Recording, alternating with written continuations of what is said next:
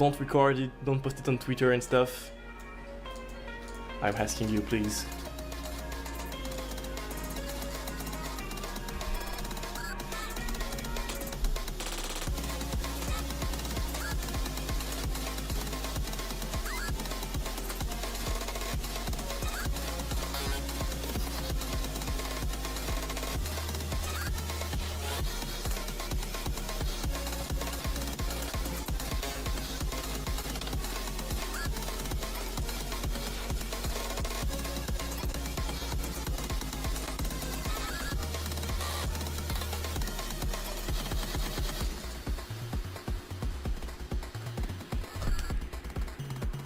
I'm so proud of it.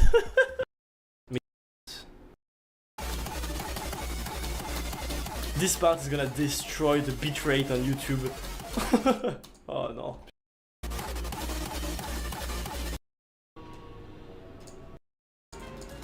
Ouais, rétro, un peu magique, mignonne, en gros.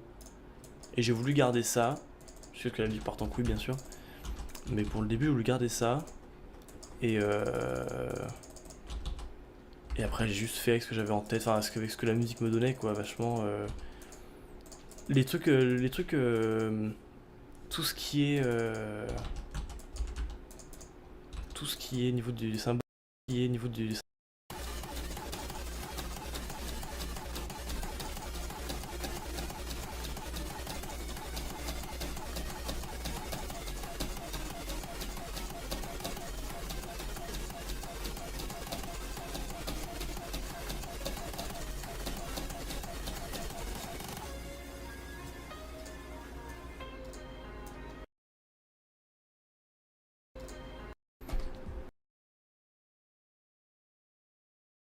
I have created him at the end of the level for this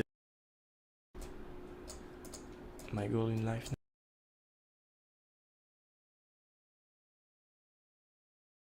now. Alright, so here we are, one of the elephants, and looking what these guys explain.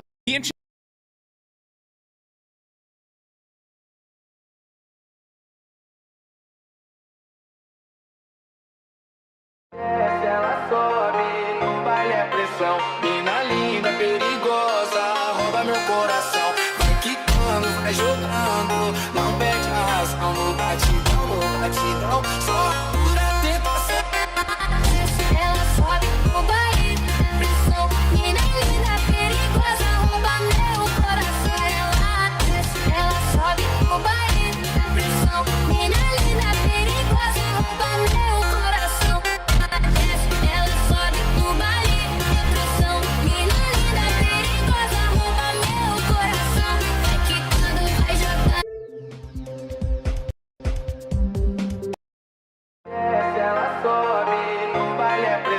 Mina linda, perigosa, rouba meu coração. Vai quicando, vai jogando, não perde a razão. No batidão, só pura tentação. Ela sobe no baile, pressão. Mina linda, perigosa, rouba meu coração. Ela sobe no baile, pressão. Mina linda, perigosa, rouba meu coração. Ela sobe no baile. Minecraft manhunt, but I can one-hit the hunters with my fist. Haha, this is gonna be a lot of fun. In this video, I'm trying to beat Minecraft whilst 30 people hunt me down and try to stop me. However, there is a huge twist. I secretly made my fist have sharpness infinity.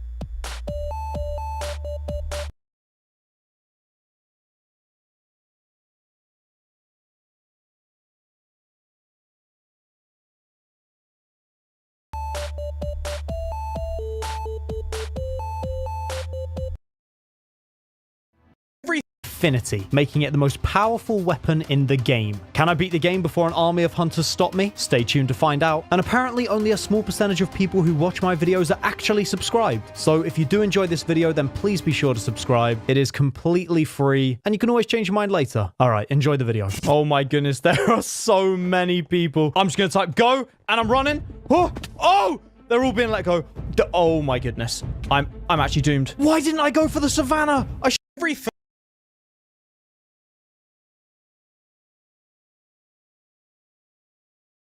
What if there was a story?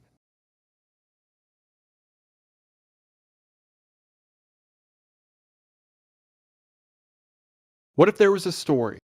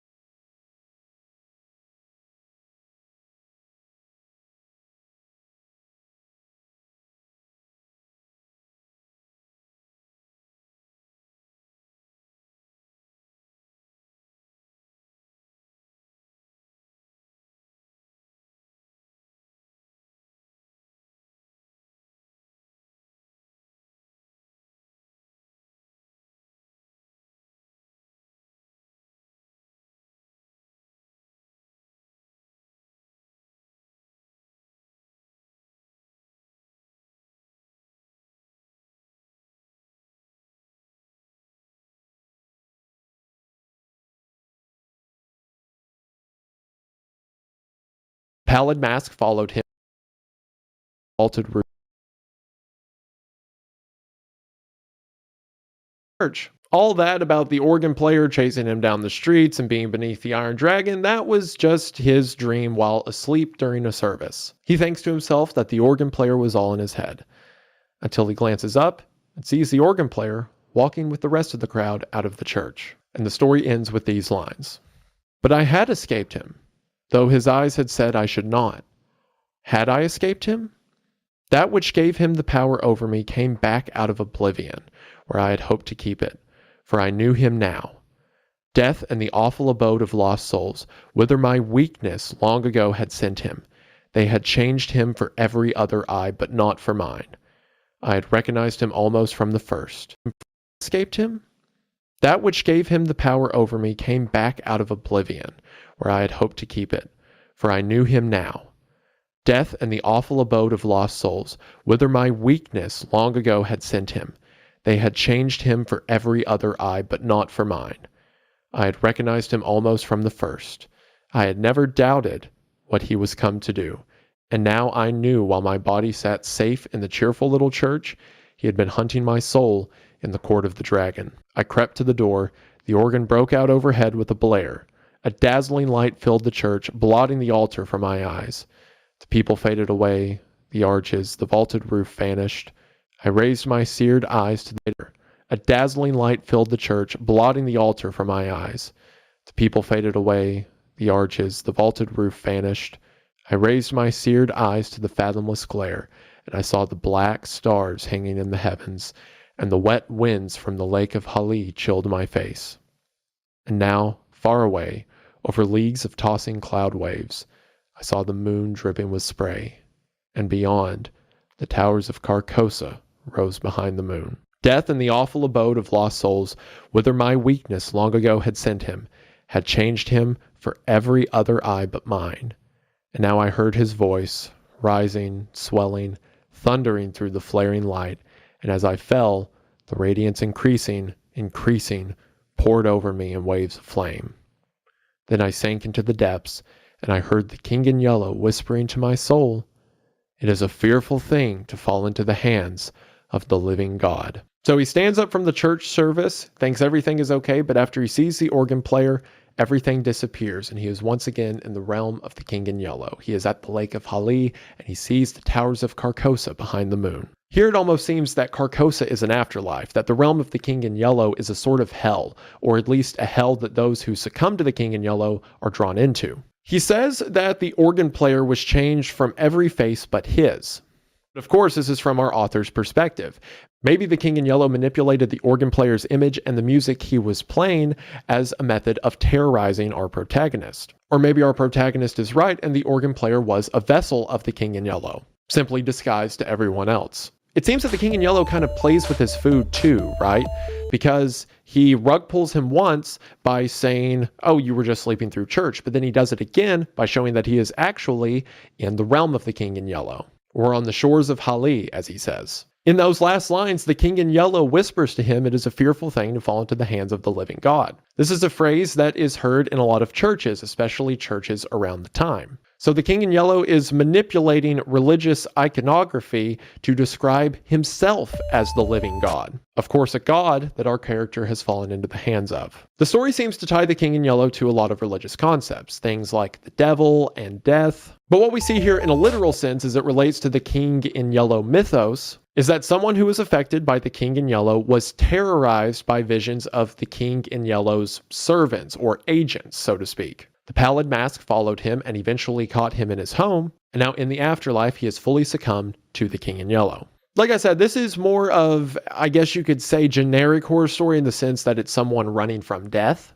But there's still a bunch of really cool symbols to pick apart, things like the Iron Dragon and the Basilisk. And it's also interesting at the end to have him think that he survived the whole thing and it was just a dream, only for him to realize that the dream part was the dream. It's an interesting story and another example of the influence and inevitability of the King in Yellow. So with that, let's move into the final story from this book that we are going to cover today. And that story is The Yellow Sign. The Yellow Sign opens once again with a quote. This quote is from Bliss Carman's poem, Let the Red Dawn Surmise. The excerpt in The Yellow Sign reads, "Let the red dawn surmise what we shall do when this blue starlight dies and all is through." Now, red dawns and blue stars sound very similar to Casilda's song or some of the other imagery we've seen associated with Carcosa. But in Bliss Carman's full poem, it continues after this and says, "If we have loved but well under the sun, let the last morrow tell what we have done." So the poem is effectively saying, love while we can, we don't have forever.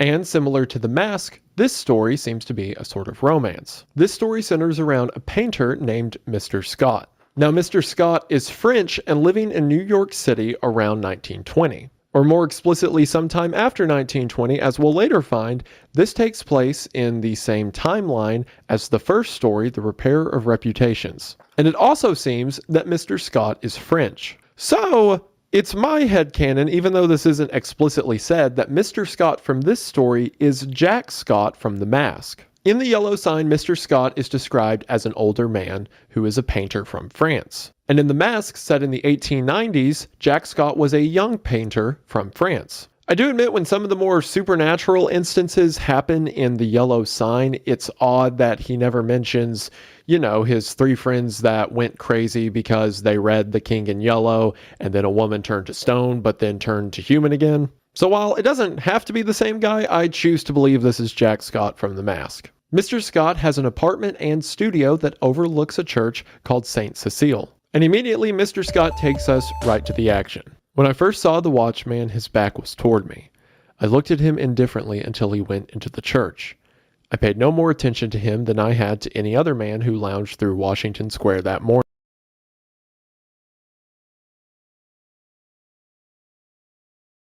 morning, and when I shut my eyes, I looked at him indifferently until he went into the church.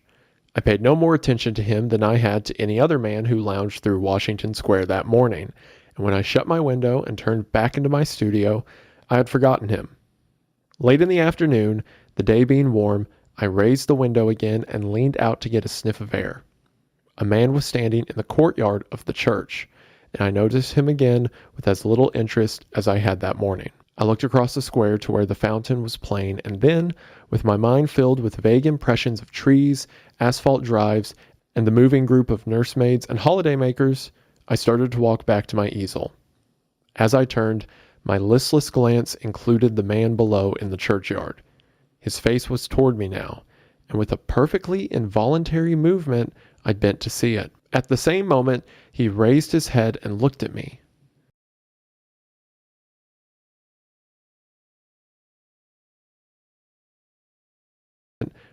His face was toward me now, and with a perfectly involuntary movement, I bent to see it. At the same moment, he raised his head and looked at me. Instantly, I thought of a coffin worm. Whatever it was about the man that repelled me, I did not know, but the impression of a plump white grave worm was so intense and nauseating that I must have shown it in my expression, for he turned his puffy face away with a movement which made me think of a disturbed grub in a chestnut. We are already seeing a lot of similarities to In the Court of the Dragon. In that story, a man was in church and became haunted by a white-faced man from within the church, and here we have someone who lives next to a church and is haunted by a white-faced man who stands outside of the church. So off the bat, from what we've learned from previous stories, we can assume this pale-faced man who disturbs Mr. Scott must be an agent of the King in Yellow, as he is once again bearing the pallid mask. But as we're going to find out, unlike in the Court of the Dragon, Mr. Scott hasn't come across the King in Yellow yet. Unless, of course, my theory's right, and this is the same Jack Scott from The Mask, in which case he did come across the effects of it even if he never read the play. Regardless, it seems the entities of the King in Yellow are already haunting him,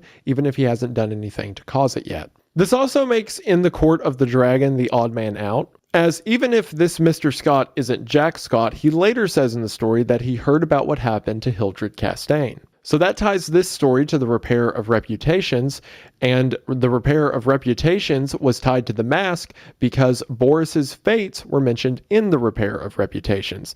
And if I'm right about Jack Scott, all three of them connect in a circle. So the only one that isn't touched is In the Court of the Dragon. Not that it matters that much, but it might be part of the reason that our protagonist was never named in that story, as it's just an example of someone being haunted and killed by the King in Yellow, and that story was more so just about the inevitability of the king rather than characters who are thrown off by the king's influence, as we never even had time to know the protagonist of that story before he was affected by the play. Anyway, back to the yellow sign. As mentioned, Mr. Scott is a painter and he's working with a nude model named Tessie. He keeps making progress on his painting and then undoing it because he doesn't like the way the colors are coming out. He describes the colors he's making as unhealthy and sickly. We see a cute interaction between the two as Mr. Scott is getting frustrated when she says, "Is it something I've done?" "No, I've made a mess of this arm, and for the life of me, I can't see how I came to paint such mud as that into the canvas," I replied. "Don't I pose well?" she insisted. "Of course, perfectly." "Then it's not my fault?" "No, it's my own." "I'm very sorry," she said. Mr. Scott continues to scrub turpentine and try to fix the color of the image, but as he tries to fix it, it just gets worse. He describes it as an infection that starts in one place and then spreads over the rest of the painting. He eventually has Tessie come over to look at it, and she says, "What have you been doing to it?" "Nothing," I growled. "It must be this turpentine." "What a horrible color it is now," she continued. "Do you think my flesh resembles green cheese?" "No, I don't," I said angrily. "Did you ever know me to paint like that before?" "No, indeed." "Well, then, it must be the turpentine, or something," she admitted. Mr. Scott continues to work on the painting, and it just gets worse until eventually he gets frustrated and throws his brushes through the canvas. Tessie scolds him for acting out of rage, and then while she's getting dressed, says, "Everything went wrong from the time you came back from the window and talked about that horrid-looking man you saw in the churchyard." So after observing the pale-faced man in the courtyard, the painting itself became infected with a sickly color. Mr. Scott looks out the window and sees the man standing outside still. Tessie comes to look and says that he reminds her of the man she saw in her dream. Mr. Scott pokes fun at her for this before she says that Mr. Scott was in that dream as well. Tessie leaned back on the open windowsill and began very seriously. One night last winter, I was lying in bed thinking about nothing at all in particular. I had been posing for you and I was tired out, yet it seemed impossible for me to sleep. I heard the bells in the city ring, 10, 11, and midnight. I must have fallen asleep about midnight because I don't remember hearing the bells after that. It seemed to me that I had scarcely closed my eyes when I dreamed that something impelled me to go to the window. I rose and, raising the sash, leaned out. 25th Street was deserted as far as I could see. I began to be afraid. Everything outside seemed so black and uncomfortable. Then the sound of wheels in the distance came to my ears, and it seemed to me as though that was what I must wait for. Very slowly the wheels approached, and finally I could make out a vehicle moving along the street. It came nearer and nearer, and when it passed beneath my window, I saw it was a hearse. Then, as I trembled with fear, the driver turned and looked straight at me. When I awoke, I was standing by the open window, shivering with cold, but the black-plumed hearse and the driver were gone. I dreamed this dream again in March last, and again awoke beside the open window. Last night the dream came again. You remember how it was raining? When I awoke, standing at the open window, my nightdress was soaked. But where did I come into the dream? I asked. You were in the coffin, but you were not dead. In the coffin? Yes. How did you know? Could you see me? No, I only knew you were there. Had you been eating Welsh rarebits or lobster salad? I began laughing, but the girl interrupted me with a frightened cry. Hello? What's up? I said as she shrank into the embrasure by the window. The man below in the churchyard, he drove the hearse. Nonsense, I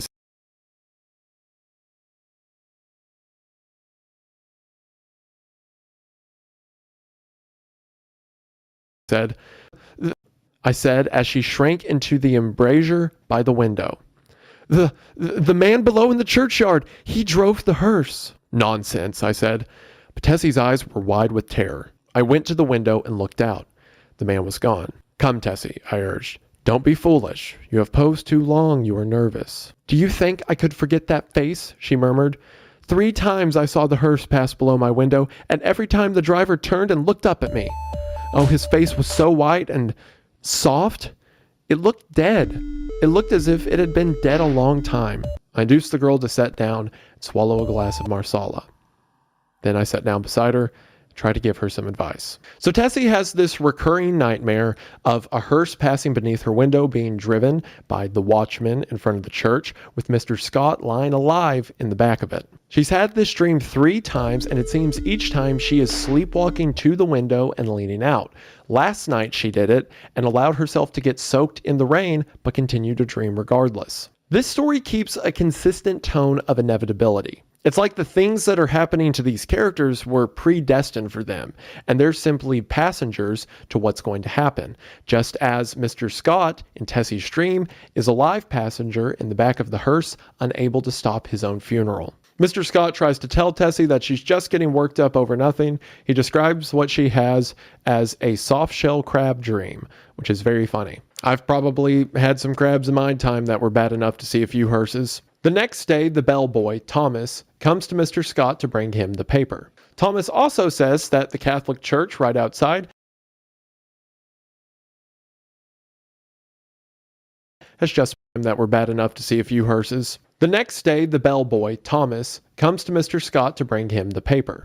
Thomas also says that the Catholic Church right outside has just been sold. Mr. Scott is grateful for this, not because he doesn't like the church, he just didn't like the people in this specific church. His reasonings for not liking the people in the church are kind of funny.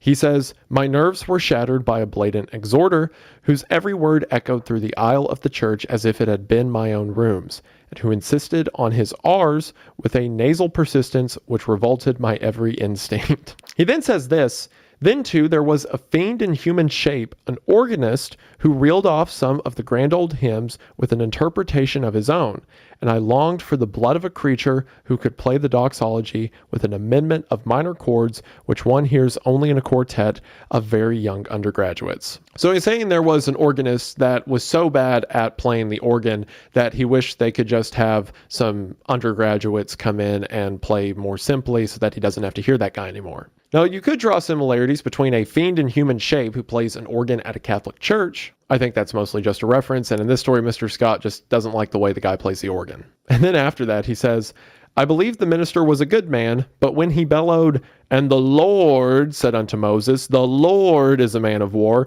the Lord is his name. My wrath shall wax hot, and I will kill you with the sword. I wondered how many centuries of purgatory it would take to atone for such a sin. Like, he could hear the minister in there, and he spoke in such an annoying way that Mr. Scott was like, I mean, what, 400-500 years? Can't be that bad. Thomas and Mr. Scott continue to talk, and the following interaction takes place. I walked to the window. The young man with the unhealthy face stood by the churchyard gate, and at the mere sight of him, the same overwhelming repugnance took possession of me. By the way, Thomas, I said, who is that fellow down there? Thomas sniffed. That there worm, sir? Is night watchman of the church, sir. He makes me tired of sitting out all night on them steps and looking at you insulting like. I'd have punched his head, sir. Beg pardon, sir. Go on, Thomas. One night, coming home with Harry, the other English boy, I sees him a-sitting there on them steps. We had Molly and Jen with us, sir, the two girls on the tray service, and, he looks so insulting at us that I up and says, what are you looking at, you fat slug? Beg pardon, sir, but that's how I says it, sir. Then he don't say nothing, and I says, come out and I'll punch that puddin' head. Then I opens the gates and goes in, but he don't say nothing, only looks insulting like. Then I hits him in one, but his head was that cold and mushy it'd sicken you to touch him. What did he do then? I asked curiously. Him? Nothing. And you, Thomas? The young fellow flushed with embarrassment and smiled uneasily. Mr. Scott, sir, I ain't no coward, and I can't make it out all why I run. I was in the 5th Lancer, sir, bugler at Tel El Kabar, and was shot at by the Wells. You don't mean to say you ran away? Yes, sir, I run. Why? That's just what I want to know, sir. I grabbed Molly and run, and the rest was as frightened as I. But what were they frightened at? Thomas refused to answer for a while, but now my curiosity was aroused above the repulsive young man below, and I pressed him. 3 years' sojourn in America had not only modified Thomas's Cockney dialect, but had given him the American's fear of ridicule. You won't believe me, Mr. Scott, sir. Yes, I will. You'll laugh at me, sir. Nonsense. He hesitated. Well, of ridicule. You won't believe me, Mr. Scott, sir. Yes, I will. You'll laugh at me, sir. Nonsense. He hesitated. Well, sir, it's God's truth that when I hit him, he grabbed me wrist, sir, and when I twisted his soft, mushy fist, one of his fingers come off in me hand. The utter loathing and horror of Thomas's face must have been reflected in my own, for he added, It's horrible, and now, when I see him, I just go away. He makes me ill. When Thomas had gone, I went to the window. The man stood beside the church railing with both hands on the gate, but I hastily retreated to my easel again. Man stood beside the church. He makes me ill. When Thomas had gone, I went to the window. The man stood beside the church railing with both hands on the gate, but I hastily retreated to my easel again, sickened and horrified, for I saw that the middle finger of his right hand was missing. So one night, Thomas, with some ladies, decides he doesn't like the way this night watchman is looking at him, goes up and punches him, but his head was soft and mushy. And when Thomas rips his fist away from his hand, the guy's middle finger comes with it. It's like the guy is just a bag of bones and skin that loiters around the front of the church. Now, thankfully, unlike the organ player in the last story, it seems that more people than just Mr. Scott and Tessie can see him. But that doesn't exactly quell the fear of the decomposing person who is standing in front of the now vacant church. Tessie comes over and Mr. Scott begins painting a new picture. And as Tessie is describing the night after she left Mr. Scott's yesterday, she says her and her friends went out on the town and that she made a mash. That is old school slang for flirted with a guy or went out on a date. In some circles, it means a hookup, but I really don't think that's what it's implying here. Mr. Scott shows that he cares for Tessie and tries to give her some advice to be safe whenever she is flirting or talking to new guys, and Tessie assures him that this guy is a gentleman. Things seem to be growing great, and Mr. Scott and Tessie remark that today's painting looks much better. While speaking about Tessie, Mr. Scott says, "She and I never discussed morals at all, and I had no intention of doing so. Partly because I had none myself, and partly because I knew she would do what she liked in spite of me. Still, I did hope she would steer clear of complications, because I wished her well, and then also I had a selfish desire to retain the best model I had. I knew that mashing, as she termed it, had no significance with girls like Tessie, and that such things in America did not resemble in the least the same things in Paris." Potentially a reference to the dating and flirting versus hookup meaning of the term. Yet, having lived with my eyes open, I also knew that somebody would take Tessie away someday, in one manner or another. And though I professed to myself that marriage was nonsense, I sincerely hoped that, in this case, there would be a priest at the end of the vista. Priest at the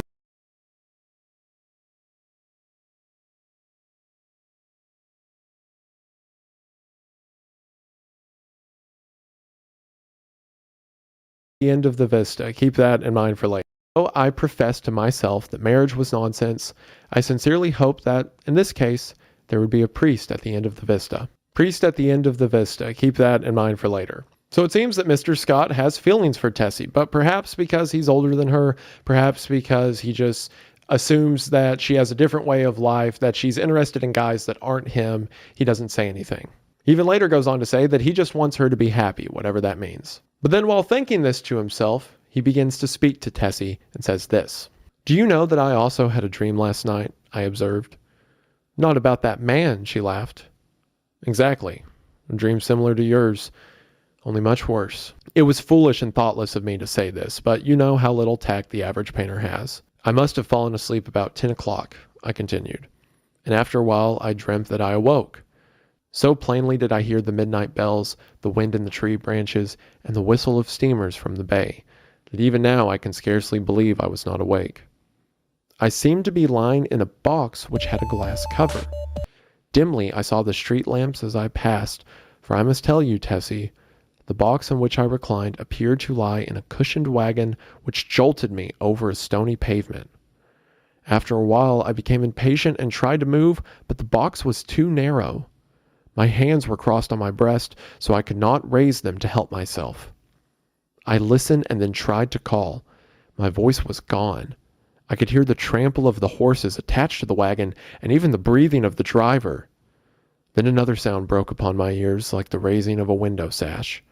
I managed to turn my head a little and found I could look not only through the glass cover of my box, but also through the glass panes in the side of the covered vehicle. I saw houses, empty and silent, with neither light nor life about any of them, excepting one. In that house, a window was open on the first floor, and a figure all in white stood looking down into the street. It was you." Tessie had turned her face away from me and leaned on the table with her elbow.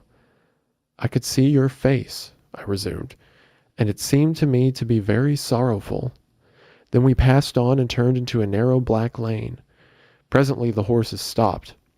I waited and waited, closing my eyes with fear and impatience, but all was silent as the grave. After what seemed to me hours, I began to feel uncomfortable. A sense that somebody was close to me made me unclose my eyes. Then I saw the white face of the hearse driver looking at me through the coffin lid. A sob from Tessie interrupted me. She was trembling like a leaf. I saw I had made an ass of myself and attempted to repair the damage. "Why, Tess," I said, "I only told you this to show you what influence your story might have on another person's dreams. You don't suppose I really lay in a coffin, do you? What are you trembling for? Don't you see that your dream and my unreasonable dislike for that inoffensive watchman of the church simply set my brain working as soon as I fell asleep?" So it is the same dream that Tessie had, only from the perspective of Mr. Scott lying in the coffin. It seems that whatever path Tessie was previously on, by speaking it aloud, she has dragged Mr. Scott into his place within the story. Tessie continues to cry and Mr. Scott comforts her, Eventually, he asks what she's so afraid of, assuring her that these dreams are simply dreams. Tessie says that she worries for Mr. Scott, and then it says she murmured in a voice almost inaudible, I care for you. At first I started to laugh, but when I understood her, a shock passed through me, and I sat like one turned to stone. This was the crowning bit of idiocy I had committed. During the moment which elapsed between her reply and my answer, I thought of 1,000 responses to that innocent confession. I could pass it by with a laugh, I could misunderstand her and assure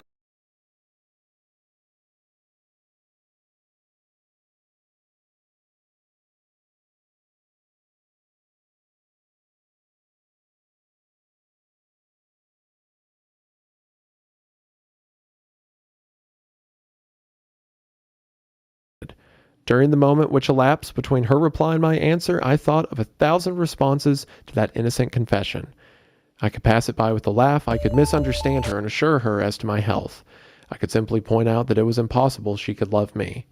But my reply was quicker than my thoughts, and I might think now when it was too late, for I'd kissed her on the mouth. So after Tessie confesses his love for him, Mr. Scott no longer hides his feelings for her. After this, Tessie goes home, and Mr. Scott thinks about how he will no longer deny himself the love of Tessie. He does say one interesting point of note. So at the beginning of the story, in the opening paragraph, there's a line that says, Sylvia bent half curiously, half tenderly over a small green lizard, murmuring to think that this also is a little ward of God. So we have a woman named Silva looking compassionately at a small lizard. And then in the paragraph where he is thinking to himself of how he cares for Tessie, but should let her be with a man who is more her speed or her age, he says, a man who lives as much alone as I do must confess to somebody. Then again, Sylvia was Catholic, and it was reason enough for me. But I was speaking of Tessie, which is very different. So it seems at some point, this Sylvia character that he referred to at the beginning of the story was a woman he once loved. But here, as he's walking outside, thinking about how him and Tessie kissed earlier, he says, there was no back out now, and I stared the future straight in the face. I was not good, not even scrupulous, but I had no idea of deceiving either myself or Tessie. The one passion of my life lay buried in the sunlit forest of Brittany. Was it buried forever? Hope cried, no. For 3 years I had been listening to the voice of hope, and for 3 years I had waited for a footstep on my threshold. Had Sylvia forgotten? No, cried Hope. So you could take this to mean quite literally Sylvia was a woman he loved, perhaps his wife, that died and is buried in a forest in Brittany. But I think given that line, for 3 years I had been listening to the voice of hope, and I had waited for a footstep on my threshold, had Sylvia forgotten. I think Sylvia was a woman that he had a fling with, that for several years he waited on her to come back, but she never did. So now he's conflicted because although he loves Tessie, he doesn't know if that means giving up on a love he once had. And while thinking to himself that he isn't deserving of love, he says, in one thing alone, except my painting, was I serious. And that was something which lay hidden, if not lost, in the Breton forest. Again, another mention of this lost love, lost in the forest. I interpret this to mean that he had a love for a woman named Sylvia, who he had lost in a forest. Something that may have a connection later on in this book, not something we're going to cover today, but if you read it for yourself, a thing to keep in mind. He has a whole debate with himself, saying that he's unworthy of love, that Tessie deserves better, but eventually he decides to give love a chance. I mean, as the poem that opened up this story suggested, love while you can, right? We don't know how long we have. Later that night, as he's making his way home, the following takes place. There was not a soul in the park as I passed along the trees and took the walk which leads from the Garibaldi statue to the Hamilton apartment house. But as I passed the churchyard, I saw a figure sitting on the stone steps. In spite of myself, a chill crept over me at the sight of the white. Later that night, as he's making his way home, the following takes place. There was not a soul in the park as I passed along the trees and took the walk which leads from the Garibaldi statue to the Hamilton apartment house. But as I passed the churchyard, I saw a figure sitting on the stone steps. In spite of myself, a chill crept over me at the sight of the white, puffy face, and I hastened to pass. Then he said something which might have been addressed to me or might merely have been a mutter to himself. But a sudden furious anger flamed up within me that such a creature should address me. For an instant, furious anger flamed up within me that such a creature should address me. For an instant, I felt like wheeling about and smashing my stick over his head, but I walked on. and entering the Hamilton, went to my apartment. For some time I tossed about the bed trying to get the sound of his voice out of my ears, but could not. It filled my head, that muttering sound, like thick, oily smoke from a fat-rendering vat or an odor of noisome decay. And as I lay and tossed about, the voice in my ears seemed more distinct, and I began to understand the words he had muttered. They came to me slowly, as if I had forgotten them. And at last I could make some sense of the sounds. It was this: "Have you found the yellow sign? Have you found the yellow sign? Have you found the yellow sign?" I was furious. What did he mean by that? Then with a curse upon him and his, I rolled over and went to sleep. But when I awoke later, I looked pale and haggard, for I had dreamed the dream of the night before, and it troubled me more than I cared to think. So as Mr. Scott passed the night watchman, he heard the watchman say, "Have you found the yellow sign?" The yellow sign gives us another tie back to the repair of reputations. Again, the yellow sign was the symbol on the cape that Hildred wore. We can assume the yellow sign to be a symbol that denotes the king in yellow. Quite literally, the king's visage or seal. But Mr. Scott hasn't seen the yellow sign yet. He hasn't even come across the book, The King in Yellow. Again, my theory is that he's Jack Scott from The Mask, but in that story, if I am right, he never even read The King in Yellow. But in spite of that, he is being haunted by the pale-faced man, the pallid mask, and being told to find the yellow sign. And of course, the dreams he keeps having, and the dream he had that night of him lying in the back of a hearse. Again, even though he hasn't touched the play yet, it seems the king in yellow knows he will. The next day, Tessie comes in and she's super affectionate. She gives Mr. Scott a kiss and he gives her one back. But when she goes to take her clothes off to pose nude, as she always does, she freezes. "What's the matter?" I asked. "Don't you feel well?" "Yes." "Then hurry. Do you want me to pose as I've always posed?" Then I understood. Here was a new complication. I had lost, of course, the best nude model I had ever seen. I looked at Tessie. Her face was scarlet. Alas, alas, we had eaten of the tree of knowledge, and Eden and native innocence were dreams of the past. I mean, for her. I suppose she noticed the disappointment on my face, for she said, "I will pose if you wish. The study is behind the screen here where I put it." "No," I said. "We will begin something new." And I went into my wardrobe and picked out a Moorish costume, which fairly blazed with tinsel. It's kind of funny that earlier in the story, he spoke of how eventually he's going to lose Tessie as a new model because she's going to marry a man and they'll probably move off, or she just won't want to pose naked anymore. But now, funny enough, in Mr. Scott being the man who has stolen her away, he has now, in a sense, lost his nude model. Because before it was purely transactional. It was like a doctor's appointment. Take your clothes off so I can paint the end. But now that they have feelings for each other, it's like, oh, you want me to be naked? Also, that brief little mention of Eden and eating of the tree and innocence and stuff like that are themes that will show up in later short stories within the book. It's also cute that she didn't want to outright say that she didn't want to pose naked, but she hid the painting he was working on so that hopefully she would have time to change his mind. So she puts on clothes and they go about painting as normal and everything's great. Two lovebirds in love. I'm sure nothing bad will happen to them in this horror story. At a break in their painting, Mr. Scott reaches into his pocket and pulls out a gold necklace he's bought for her. She then runs into another room and shows that she bought a gift for him as well. Aw, they are so disgustingly cute. Let's see what she got him. I opened the box. On the pink cotton inside lay a clasp of black onyx. Bought a gift for him as well. Aw, they are so disgustingly cute. Let's see what she got him. I opened the box. On the pink cotton inside lay a clasp of black onyx, on which was inlaid a curious symbol or letter in gold. Dang it. Immediately, as soon as it's like happy and, there's rainbows and there's birds chirping and stuff like that, boom, yellow sign. It was neither Arabic nor Chinese, nor, as I found afterwards, did it belong to any human script. Mr. Scott says that this piece of onyx with the yellow symbol looks beautiful. In fact, he's annoyed that she would spend that much money on him. How foolish, Tess, to go and buy me such a beautiful thing as this, I said. I did not buy it, she laughed. Where did you get it? Then she told me how she found it one day while coming home from the aquarium in the Battery, how she had advertised it and watched the papers, but at last gave up all hopes of finding the owner. That was last winter, she said, the very day I had the first horrid dream about the hearse. And now this starts to make sense. The reason she started having those dreams and the reason she eventually looped Mr. Scott into it is because she was the first to come across the yellow sign, even though she had no idea what it meant. And perhaps that set into the series of events that caused the night watchman to set outside of the church and last night tell Mr. Scott, "Have you seen the yellow sign?" A sign he would see the next day. The next day, Mr. Scott says he was moving a painting in the morning when he fell and sprained his wrist. He sprained it to such a degree that he wasn't able to paint, so Tessie just decided to stay in the studio with him. It was also raining heavily outside, so there was no way for either of them to go stay in the studio with him. It was also raining heavily outside, so there was no way for either of them to go out for a walk or go to a restaurant. So they're simply sitting inside of the studio, bored. I had read all the papers and all the books in the library, but for the sake of something to do, I went to the bookcases and shoved them open with my elbow.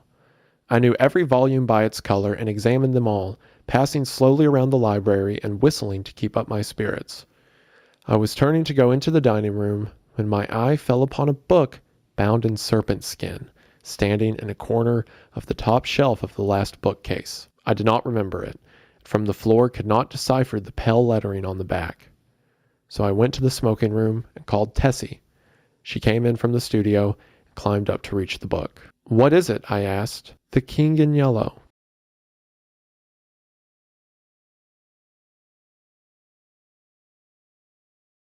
Studio climbed up to reach the book. "What is it?" I asked. "The King in Yellow." They were so cute. Again, he knew every book in that bookcase. How did the King in Yellow get there? Maybe the watchman broke in at night and put it in there. Maybe supernaturally at some point in the past it worked its way into a stack of books that he bought and he simply didn't recognize it until now, until it was time for him to recognize it. I was dumbfounded. Who had placed it there? How came it in my rooms? I'd long ago decided that I should never open that book, and nothing on earth could have persuaded me to buy it. Fearful lest curiosity might tempt me to open it, I had never even looked at it in bookstores. If I ever had any curiosity to read it, the awful tragedy of young Castaigne, whom I knew, prevented me from exploring its wicked pages. I'd always refused to listen to any description of it, and indeed, nobody ever ventured to discuss the second part aloud, so I had absolutely no knowledge of what those leaves might reveal. I stared at the poisonous, mottled binding as I would at a snake. So again, this is our confirmation that Mr. Scott knows about Castaigne's story from the Repair of Reputations. I guess after what happened, Mr. Scott's mottled binding, Castaigne's story from the Repair of Reputations. I guess after what happened to Castaigne, it became a big story around the area, or at least big enough for people like Hawberk and Lewis to tell others. And this gives more credibility to what Hildred said in the Repair of Reputations, that the book had become infamous for the effects it has on people's minds. However, it seems Tessie hasn't heard these stories, because when Mr. Scott tells her to put the book down, it says, "Of course my admonition was enough to arouse her curiosity. Before I could prevent it, she took the book and, laughing, danced off into the studio with it. I called to her, but she slipped away with a tormenting smile at my helpless hands, and I followed her with some impatience. 'Tessie,' I cried, entering the library. 'Listen, I am serious. Put the book away. I do not wish you to open it.' The library was empty. I went into both drawing rooms, then into the bedrooms, laundry, kitchen, and finally returned to the library and began a systematic search. She had hidden herself so well that it was half an hour later when I discovered her crouching white and silent by the lattice window in the storeroom above. At first glance, I saw she had been punished for her foolishness. The King in Yellow lay at her feet, but the book was open at the second part. I looked at Tessie and saw it was too late. She had opened The King in Yellow. Then I took her by the hand and led her into the studio. She seemed dazed, and when I told her to lie down on the sofa, she obeyed me without a word. So Tessie, not knowing this cosmic game she had taken part in, the same game she had taken part in when she found the onyx with the yellow sign, read The King in Yellow for half an hour, and when he finds her, just as everyone else who becomes affected by the book, she has a scared white face. And then taking her to the sofa, she seems to be in a trance. Now what I like here is a little bit of symbolism within the story. Earlier, he mentions Tessie as Eve in the Garden of Eden, Eve who ate of the fruit of knowledge and was cursed by it. And here again, Tessie has taken of a knowledge she was not supposed to know, and it seems she's suffering the consequences of it. But just as Adam saw what Eve went through and couldn't let her go there alone, it seems Mr. Scott feels the same way. For a long while I sat silently beside her, but she neither stirred nor spoke. And at last I rose, and entering the unused storeroom, took the book in my least injured hand. It seemed heavy as lead, but I carried it into the studio again, and sitting down on the rug beside the sofa, opened it and read it through from beginning to end. Adam also ate of the tree of knowledge, and it seems here Mr. Scott has done the same. When faint with excess of my emotions, I dropped the volume and leaned wearily back against the sofa.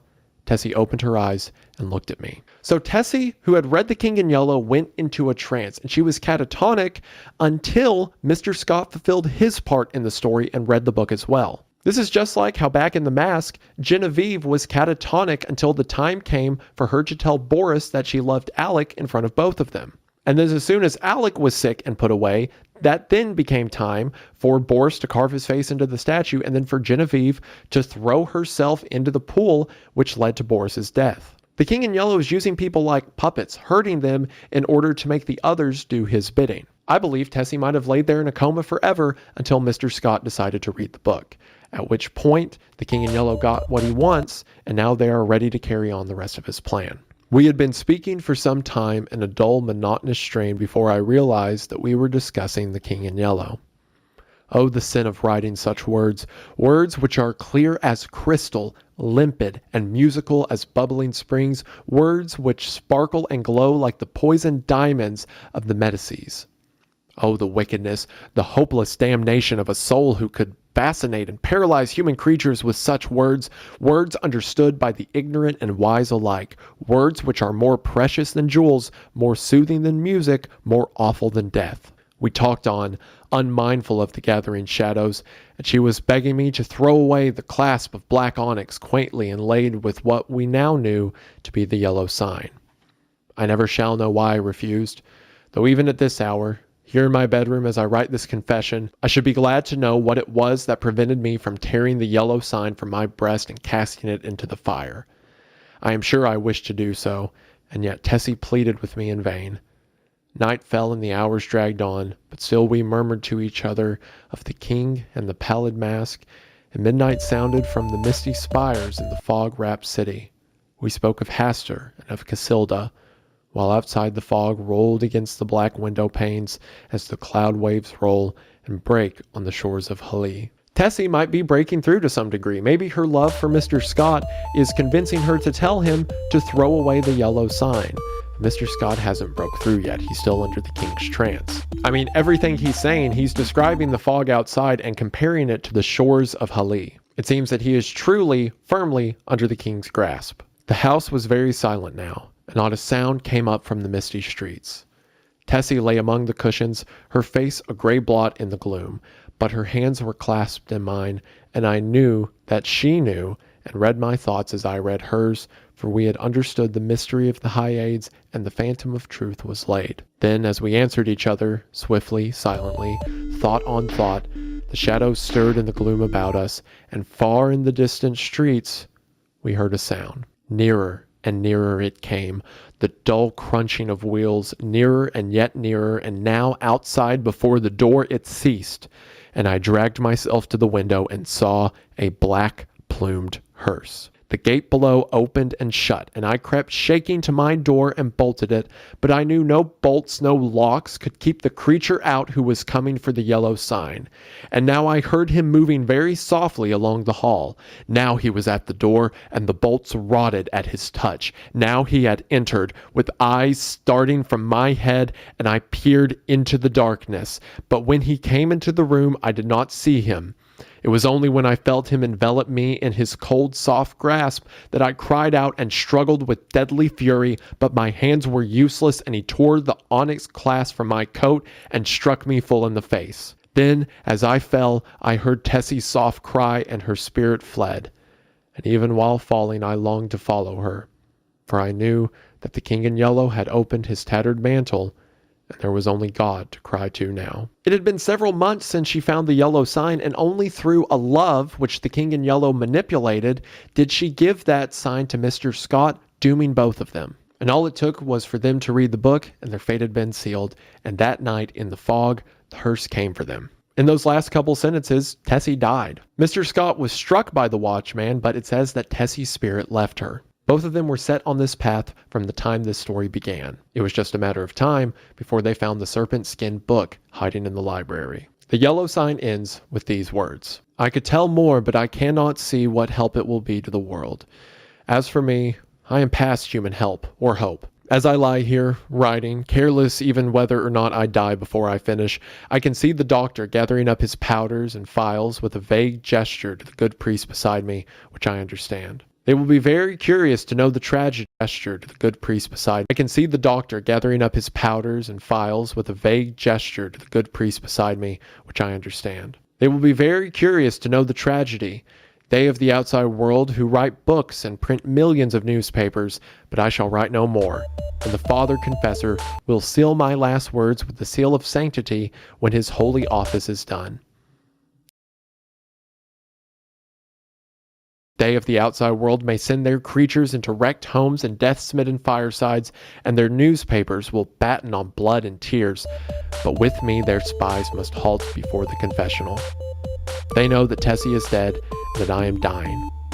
They know how the people in the house, aroused by an infernal scream, rushed into my room and found 1 living and 2 dead. But they do not know what I shall tell them now. They do not know that the doctor said, as he pointed to the horrible decomposed heap on the floor, the livid corpse of the watchman from the church, what I shall tell them now. They do not know that the doctor said, as he pointed to the horrible decomposed heap on the floor, the livid corpse of the watchman from the church, I have no theory, no explanation. That man must have been dead for months. I think I am dying. I wish the priest would, and the story ends. So the reason the watchman looked like a giant grub, the reason his head was soft and mushy, and the reason Thomas ripped off one of his fingers by pulling his fist back, is because the watchman was effectively a rotting corpse. Dead for months, the doctor said. Perhaps dead from the moment that Tessie found the yellow sign. It's very possible that the rest of the world thinks that Mr. Scott was responsible for the murder of the watchman and the murder of Tessie. But regardless, it seems he dies in the final pages of the story as well. Earlier in the story, he said that he wished his tenure with Tessie would end with a priest, and he was right. There was a priest by his bedside when he died. Again, he was calling out his own inevitabilities even if he didn't know it, just as Tessie did when she picked up the onyx stone she found on the street outside. This story has a particular nihilistic tone to it, doesn't it? I mean, in the other stories, except for in the Court of the Dragon, but again, our character in that story didn't seem super important or detailed. But in the other 2 stories, the characters had a way out. There was a humanity that surpassed the influence of the King in Yellow. Or there were characters like Lewis and Constance who were able to stay out of it. But here we have 2 characters who, before the story began, already had their fate set in stone. They already had the visions of the hearse that was going to get them, and she had already found the yellow sign. Perhaps there was a scenario that, in spite of the King in Yellow being inevitable, they had some control over when it would happen. I mean, the only reason that he read the King in Yellow is because he hurt his hands and decided to lazily look through his library where he came across it. Perhaps, as symbolized in the Court of the Dragon, similar to death, the King in Yellow is an inevitability. It's just a matter of when it is to happen.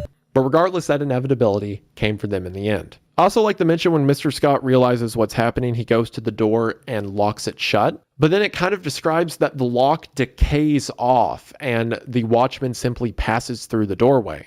We get these recurring themes involving the King in Yellow of disease, of sickliness. And it seems that rot spreads to the very world around him. The watchman simply approaches the door and the lock rots off. Or I mean the watchman himself being a rotting carcass that is upright and speaking like a man, if garbled and distorted. And again, anyone who's affected by the King in Yellow becomes sickly and pale. It's like the King in Yellow is the essence of rot or disease. And you can kind of take that idea and push it onto the whole. Everywhere the King in Yellow goes, it's the rot of the human condition or diseases of evil in the world. It's pushing people to horrific alchemy and forbidden love. It's pushing people to visions of grandeur and violence. And in our last 2 stories, it literally pushes people to their death. Sometimes there are stories about it, sometimes it simply gets in the way, but regardless of how it happens, the King in Yellow is always there. Now, after the yellow sign, there are 6 more stories within the anthology book, but we're not going to talk about those today. That's because these first 4 stories are the only one that explicitly mentions the King in Yellow. And while in the 6 other stories there are certainly themes and ideas that tie back to the greater idea of the King in Yellow, the King in Yellow and the play and its influence are not explicitly mentioned. And again, I want to keep this video about the mythos around the king itself. If you're interested in learning about those 6 other stories, then of course you can always read the book for yourself. There's several copies of it available for free online as well. Or you can check out a YouTube video by fellow YouTuber Flaw Peacock.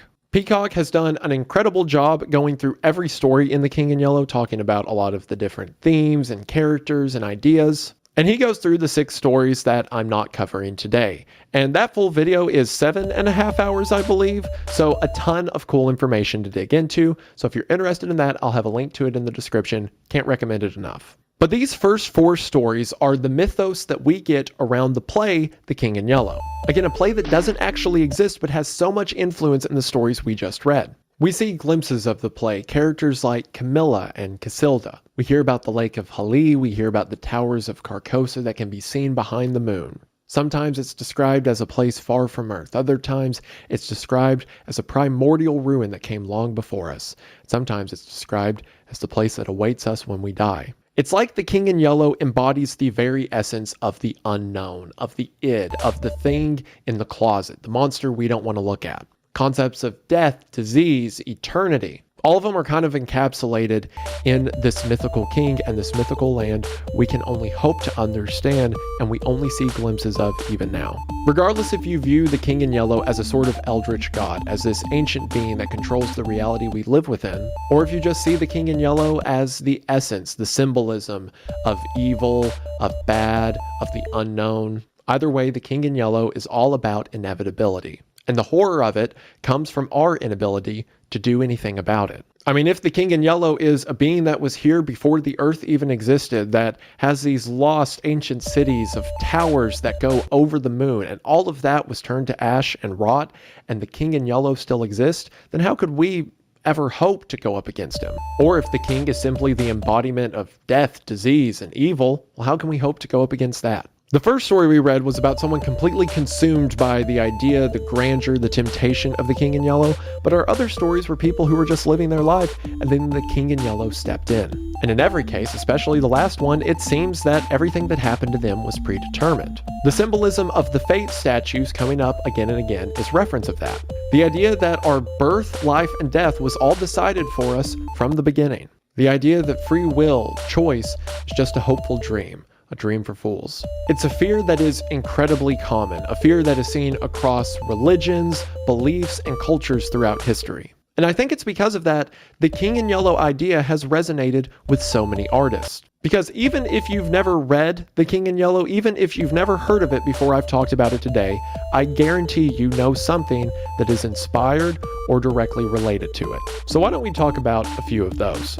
Now, it wouldn't be right to talk about things that took influence from the King in Yellow without talking about where the influence from the King in Yellow itself came from. Ambrose Bierce was an early American horror writer who wrote most of his famous stories beginning around the 1880s. One of these stories is called An Inhabitant of Carcosa. It's a short little 3-page story, but the gist of it is that someone is exploring a long-forgotten city known as Carcosa. We get a lot of other name drops in An Inhabitant in Carcosa as well, as Ambrose also mentions things like Hali, and he mentions seeing Aldebaran and the Hyades, formations in the night sky. And the short story ends with the protagonist finding his own gravestone in the remnants of Carcosa, only to realize he's a ghost that didn't yet realize he was dead. So not only do you get some name drops, but you get some idea of inevitability, of a predestined death that people can't escape from. Of course, Chambers took these names and created the Forgotten Play and the King in Yellow, and mostly used the nomenclature from Ambrose's story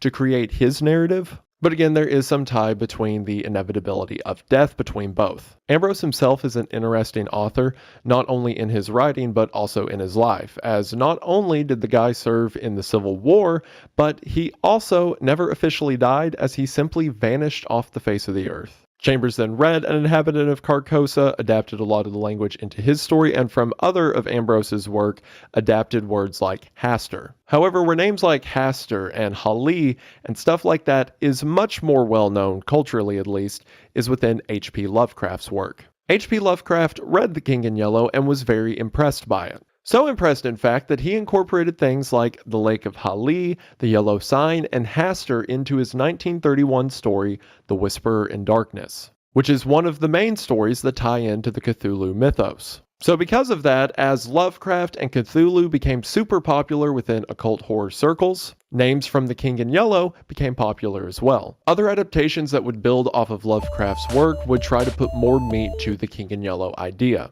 Most would kind of blend the idea of Hastur as either being the name of the King in Yellow or being a figure that the King in Yellow inhabits. Because of that, in a lot of Lovecraft-related stories, the King in Yellow is an explicitly eldritch being that existed before the Earth was formed, similar to Cthulhu. And while I think that adaptation is certainly interesting and there's a lot of meat there, I feel like the King in Yellow loses something when you pin it down. I think the concept is much more terrifying if the King in Yellow inhabits sickness or death or the essence of evil in the world. I feel like if you get too hung up on what the figure looks like or what the figure can do, it loses a bit of its value. But at the same time, it's pretty cool, and a lot of people have done cool things with it, incorporating characters like the King in Yellow into a lot of the Call of Cthulhu, like RPG tabletop games. Or when talking about the old gods of Lovecraft mythos, Hastur or the King will often show up. And because of its relation to Lovecraft, the names began to spread everywhere. There are too many examples to name here,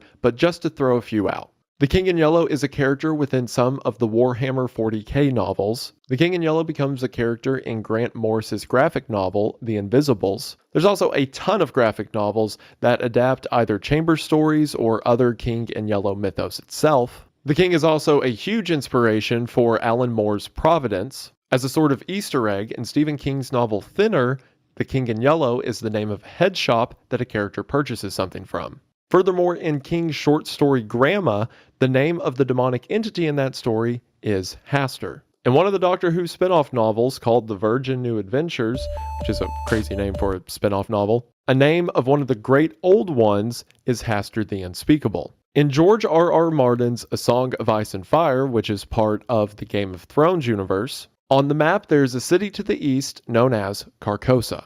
And in Carcosa there is said to be a sorcerer lord that lives there known as the Yellow Emperor. This is just Easter eggs in other media. There are dozens of short stories that have taken characters from it or adapted the King in Yellow itself into different versions. There's one by Brian King called The King in Yellow. And it's set in the modern age and is about a couple who goes to witness the King in Yellow play as it's being performed, but all of the characters within the play look like famous deceased musicians. So the people on stage look like Janis Joplin and Jimi Hendrix, with the King himself being Elvis. But the King in Yellow influence doesn't just stop at graphic novels and short stories. It's made its way into music as well. The King in Yellow is the name of the 9th album from the band The Dead Milkmen. There's a deathcore band out of Canada called Carcosa. And there are a ton of different artists that have Carcosa as the name of a song or make reference to it in their lyrics. One place where the King in Yellow shows up a ton is video games. In Mass Effect 3, there's a planet called Carcosa. In Dark Souls, there's a boss called Xanthos King Jeremiah or Yellow King Jeremiah.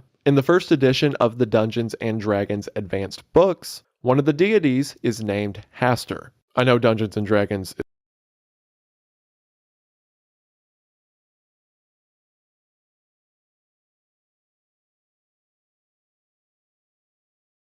Jeremiah or Yellow King Jeremiah. In the first edition of the Dungeons and Dragons Advanced books, one of the deities is named Hastur. I know Dungeons and Dragons isn't a video game, but tabletop game, whatever. The video game Signalis has a ton of references to the King in Yellow, not only directly mentioning it by name as well as Hastur, but incorporating a lot of the themes from the story into the game's lore. My first encounter with the King in Yellow came when I was like 13 or 14 years old, reading SCP entries. Within the SCP Foundation, SCP-701, also known as the Hanged King, is a forbidden play that if anyone acts it out, it summons the Hanged King and causes everyone to, go crazy and kill each other. And I didn't even know that was based off the Yellow King until like a decade later. There are so many more adaptations that incorporate the King in Yellow I could go into, but I guarantee you've heard of at least one of those things. And what's so interesting about that to me is that the story doesn't even exist. Like, yes, obviously Chambers' book exists,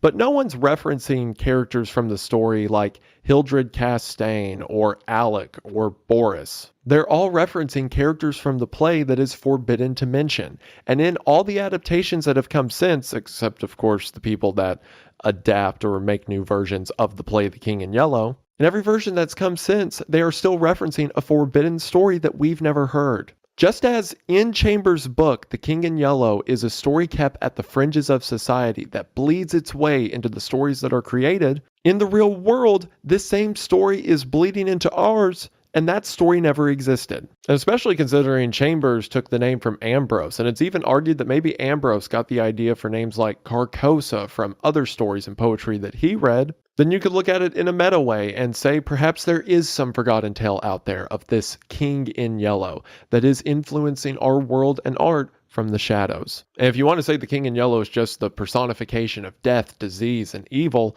well, we've certainly got a lot of that. It's as if so much of the culture around us is committed to the verse that the King in Yellow is important but should never be spoken. But there is one piece of media that adapts the King in Yellow in a way, at least to my knowledge, nothing else has. Not only does it mention a lot of the characters and ideas from Chambers' original stories, but in my opinion, it embodies the themes and terror of Chambers' book as well. And that piece of media is, of course, True Detective. If you haven't seen season 1 of True Detective, I'm going to spoil parts of it now. But as a short review, True Detective season 1 is probably the greatest season of television I've ever seen. It is about two detectives played by Matthew McConaughey and Woody Harrelson as they investigate a string of murders in southern Louisiana. They eventually find that the murders are connected to a cult that has committed conspiracies to kidnap children and perform ritual sacrifices, both human and animal. As they investigate, they find that these murders are a part of a grand conspiracy involving criminals, politicians, church leaders, all involved with a cult that ultimately turns out to be the worshippers of the King in Yellow. Now, there are so many things True Detective does right. I could talk for hours about that season of television. From the writing, to the characters, to the themes and arcs that are played out through that season. Before this video, I'm going to keep it to just the lore surrounding the King itself. I also want to talk about this season because I think it's interesting to see the ways that stories can be adapted over time, or the way that they can change with new writers and new voices speaking through them. And I think it's so interesting how True Detective takes a lot of the themes Chambers made in 1895 and transports them to the modern day, and how they translate so well. One of the reasons I feel True Detective really gets the King in Yellow is because, similar to a lot of the stories within the anthology, it is not so much a story about the King in Yellow as much as it is another story that the King in Yellow interrupts. Just like how a lot of the short stories we've talked about today, it seemed to be a romance or someone who was looking forward to the rest of their life only to be quickly halted by the King's appearance. Much the same in True Detective, it's a murder investigation that comes across a worship of some ancient forgotten god. As they investigate and interview people who are connected to the cult, we hear the same names like Carcosa and the King show up time and time again. I'll tell you about the Yellow King. Talking about she met a king. I closed my eyes and saw the King in Yellow moving through the forest. Something about some place called Carcosa and the Yellow King. You know Carcosa. The story, however, never loses its footing. It never goes from a detective series into a series about fighting supernatural gods. It is always this investigation that the King in Yellow is in the background of. Similar to a lot of the short stories we had in Chambers' book, it's not a question of if the characters in the story can beat God, if they can destroy the King in Yellow. I mean, the way Chambers frames it, that would be the same as beating death. No, instead, it's a question of if they can overcome the temptation of the King in Yellow, if they can persevere and live their life or see their way through the King's influence. There is no defeating the King, there is simply abstaining from him. And much the same in True Detective, it's always a matter of solving the murders. But where True Detective really hits the mark when it comes to adapting The King in Yellow is the terror of inevitability. Themes from Chambers' book like the fates or the sureness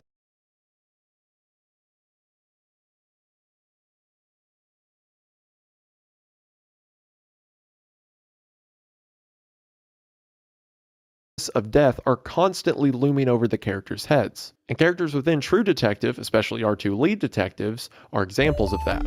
Particularly Rust Cole, played by Matthew McConaughey. Within Chambers' writings, it's like the king wants people to give into despair, or it wants people to give into temptation. The king has this constant theme that death is inevitable. It's always going to find you in the end. So do what you want and love when you can, because in the end, we all rot. Again, tying into the grander themes of the king representing temptation or despair. And when True Detective starts, Rust Cole is already in the thick of that despair. Rust Cole's young daughter was ran over while she was on a bicycle in Rust's front yard. And in some of the philosophy Rust talks about early on into the show, he fully believes in nihilism. He says that the only honorable thing humanity can do is not reproduce and wait for the end. He is fully committed to the idea that life is meaningless, which, from what it seems, is exactly where the King in Yellow would want him to be.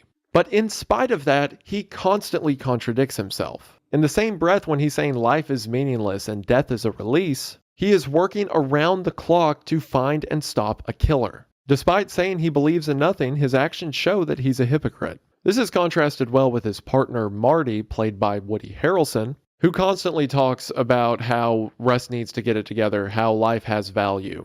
Marty has a wife and kids and say that that's his reason for continuing on and keeping his moral compass.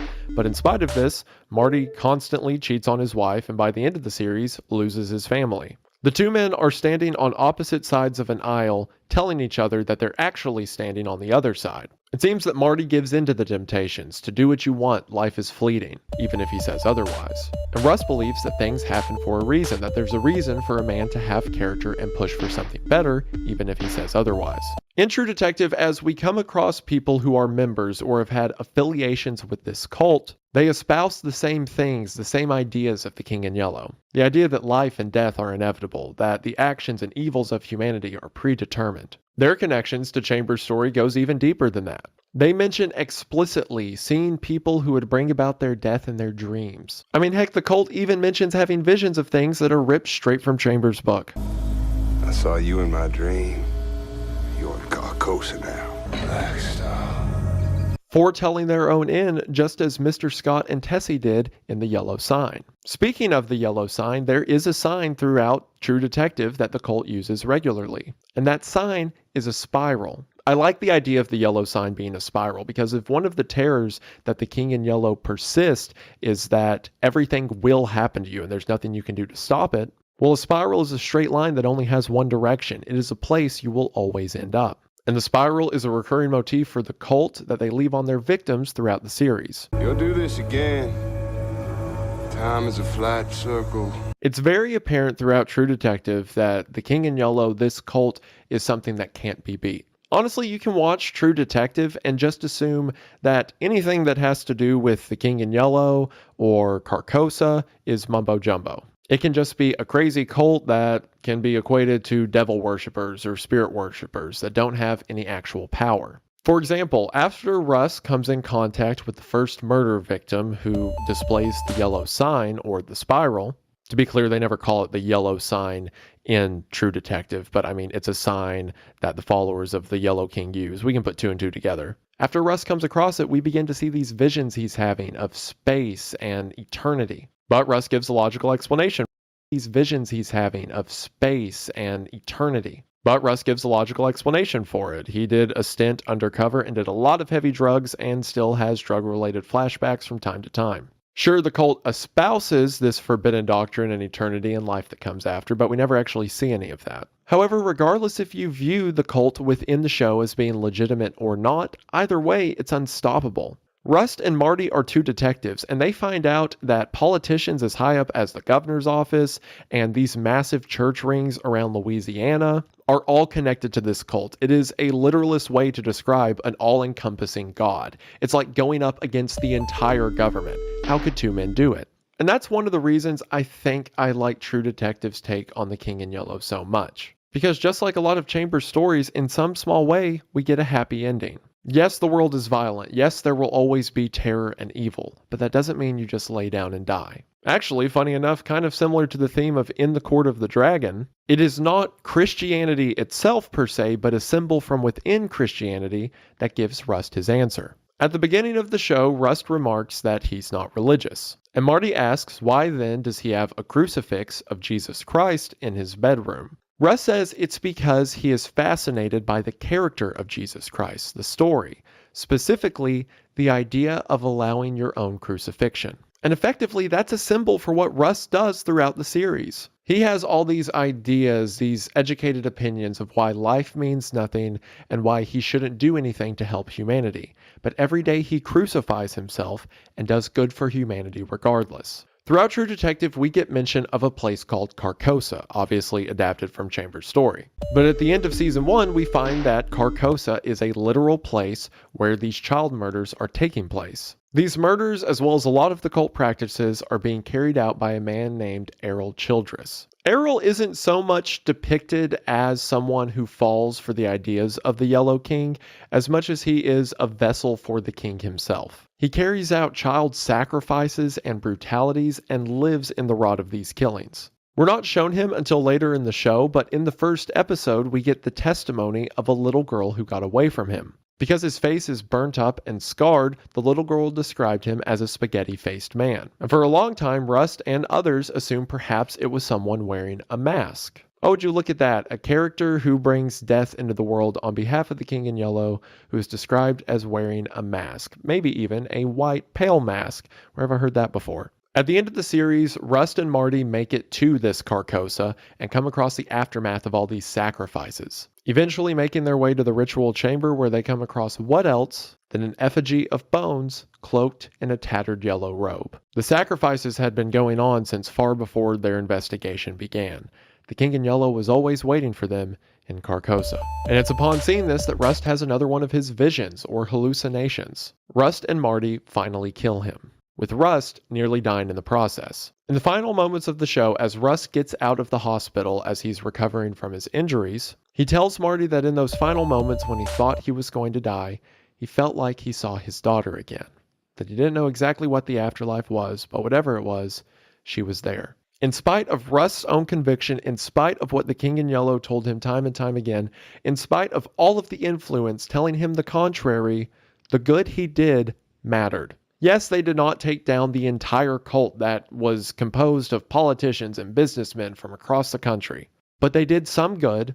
They got rid of this guy who was responsible for who knows how many murders over the decades. The objective was never to kill God or eliminate death and evil forever, just some of it. In the final moments of the show, Russ says this. You used to make up stories about the stars. It appears to me that the dark has a lot more territory. You know, you're looking at her wrong, and once there is only dark. When you ask any lights winning.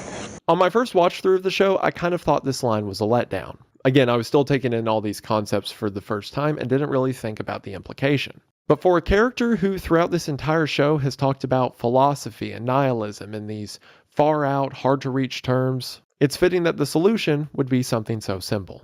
If the King in Yellow embodies or even employs death and evil that exists in the world, then yeah, you can never stop him. But that doesn't mean that life is meaningless either. Just like in the book and in the show, the key is to resist. No matter how much you want to bake down the human experience to inevitability and death's ultimatum.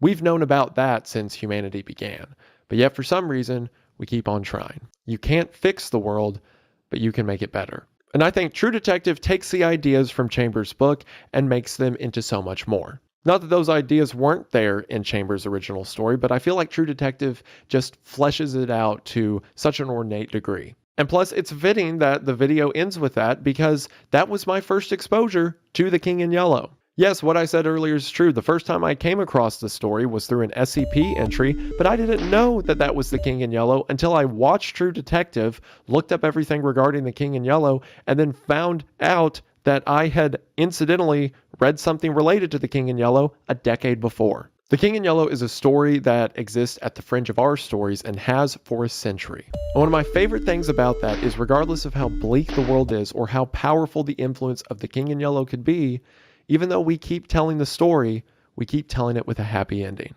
And I don't know what that says about us, but I think that's pretty cool. And I also think you're pretty cool for sticking through this video for as long as you have, and I just want to say thank you for watching. The King in Yellow is so fascinating to me. It's so cool that there's a story that doesn't even exist that has influenced so many other stories. I'm talking about the play itself. Chambers talked about this forbidden play, and then that forbidden play goes on to start other stories that talk about the same forbidden play. It's just such a neat concept that I can't really think of having seen anywhere else. It's such an interesting tale that deserves some more love, and hopefully I've been able to introduce it to at least a few of you, and if I have, that really means something to me, and I appreciate it. So read The King in Yellow, check out Flaw Peacock's video on the other short stories in there if you're interested, and please, for the love of all that's good, watch season 1 of True Detective. There is some nudity within the show, I might add, so if you're of age and responsible, watch it, but if it's something that sounds interesting to you, I can't recommend it enough. Again, I'm not a qualified guy to talk about literature to any regard. I took 3 literature classes. Hildred saw himself short stories in there if you're interested, and please, forbidden play. It's just such a neat concept that really means something to me. There is some nudity, watch it, but literature to any regard. I took 3 literature classes before I dropped out of college, so there's my credentials. I'm just a guy that likes stories and likes talking about it, and I appreciate you all hearing me out. Again, if you'd like to watch these videos on Spotify, the link to the official Spotify channel will be in the description, as well as to Wendigang, where again, in a little over a week, we're going to have our first video over there, and hopefully you enjoy. Y'all have been great, and it means a lot to have you around. That should do it for now, but I just want to say thank you for watching. I hope that you enjoyed, and I will see you in the next one. Bye!